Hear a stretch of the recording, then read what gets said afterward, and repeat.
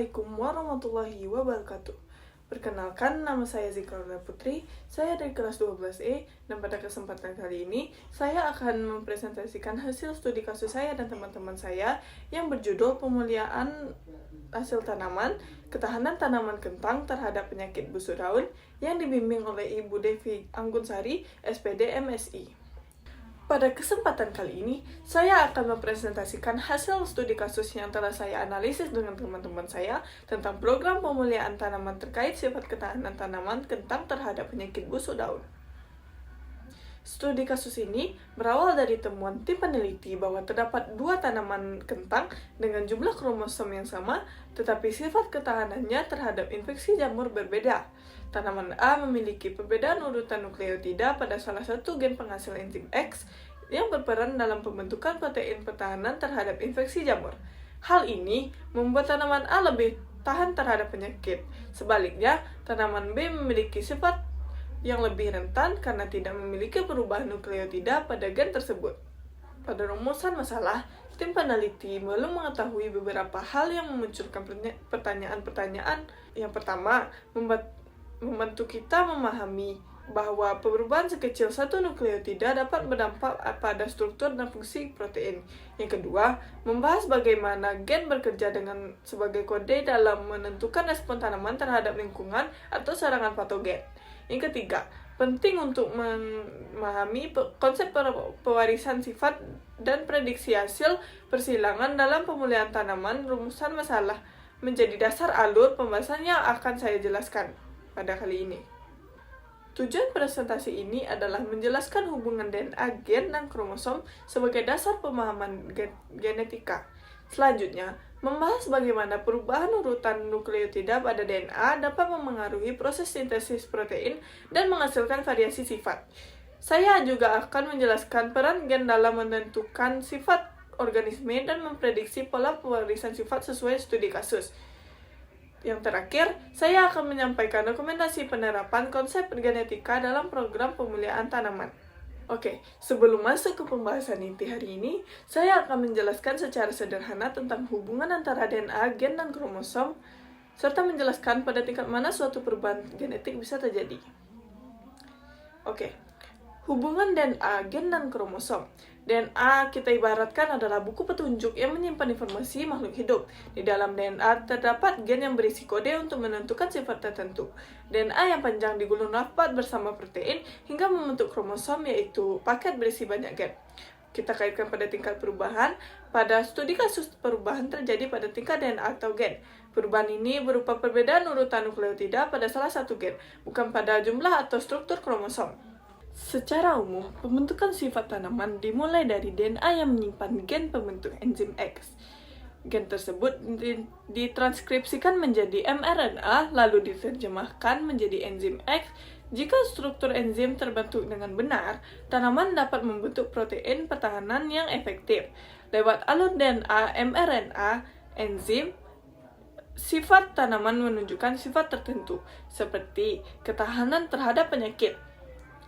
Nah, jika kita kaitkan dengan studi kasus kita pada hari ini, perbedaan ketahanan pada kentang A dan B disebabkan oleh mutasi pada gen pembentuk enzim X. Mutasi mengubah urutan basa DNA sehingga mRNA dan asam amino yang terbentuk ikut berubah. Hal ini memengaruhi bentuk 3 dimensi enzim X dan menentukan apakah enzim bisa bekerja dengan optimal. Pada kentang A, mutasi membentuk enzim tidak berfungsi baik, sehingga tanaman rentan terhadap penyakit busuk daun. Sebaliknya, kentang B memiliki urutan basa normal, sehingga enzim X berfungsi efektif, dan tanaman menjadi tahan infeksi. Hukum satu Mendel yang disebut juga hukum segregasi bebas. Hukum ini menjelaskan bahwa setiap individu memiliki sepasang alel untuk satu sifat, tetapi saat pembentukan gamet, sel kelamin, kedua alel tersebut akan memisah satu sama lain. Yang artinya, setiap gamet hanya membawa satu alel dari setiap pasang alel yang dimiliki induknya. Contoh, jika tanaman punya genotip A besar A kecil, maka pembentukan gamet akan menghasilkan 50% gamet membawa A besar, 50% gamet membawa A kecil. Prinsip ini menjelaskan mengapa sifat keturunan dapat muncul kembali di generasi berikutnya, walaupun tidak tampak di generasi sebelumnya.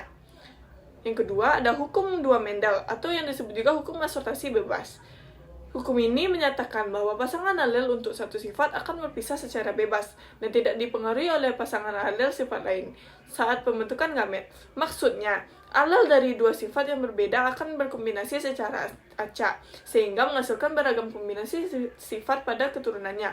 Contohnya, jika induk memiliki dua sifat, warna A besar ungu dan A kecil putih, bentuk B besar bulat dan B kecil keriput, maka kemungkinan gametnya adalah A besar B besar, A besar B kecil, A kecil B besar, dan A kecil B kecil.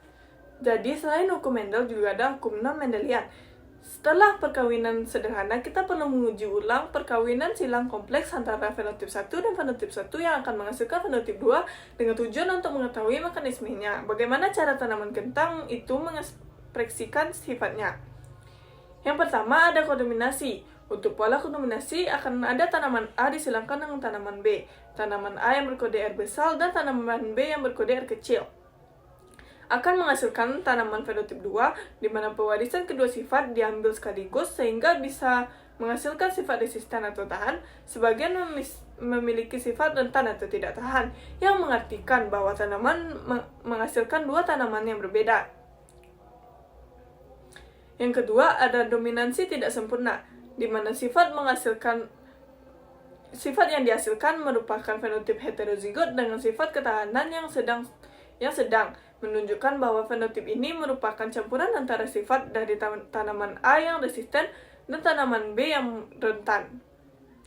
Yang ketiga ada poligeni, di mana sifat fenotip 1 bervariasi karena dipengaruhi banyak gen yang berperan. Sifat ini bisa dari sangat resisten sampai sangat rentan. Yang keempat ada epistasis, di mana sifat fenotip tidak menunjukkan ketahanannya meskipun ia membawa alel tahan dari tanaman A karena sifat ketahanannya bisa tertutup oleh gen penghambat. Yang kelima ada pleiotropi, membawa satu gen untuk mempengaruhi beberapa sifat yang akan menimbulkan trade-off. Di sini sifatnya tidak hanya penyakit tetapi bisa merubah sifat lain seperti bentuk kentang ataupun warna kentang maupun pertumbuhannya. Semua hasil fenotip dari pola pewarisan keturunan kompleks merupakan hasil hipotesis yang memerlukan adanya percobaan atau pengujian lebih lanjut dari tim peneliti yang akan bisa membuktikan. Kriteria tanaman tetua unggul pada tingkat DNA memiliki varian gen yang terkait ketahanan penyakit. Pada tingkat gen, ekspresi alel stabil dan meningkat saat infeksi. Pada tingkat protein, fungsional dan tetap stabil pada kondisi fisiologis sehingga efektif memberikan resistensi. Pada tingkat fenotip, ketahanan konsisten terhadap berbagai strain patogen di lapangan, tidak ada trade-off.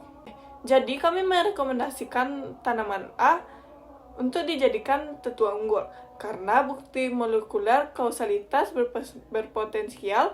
Yang kedua, dapat mewarisi sifat ketahanan secara genetik. Sekian presentasi dari saya, lebih dan kurang saya mohon maaf. Assalamualaikum warahmatullahi wabarakatuh.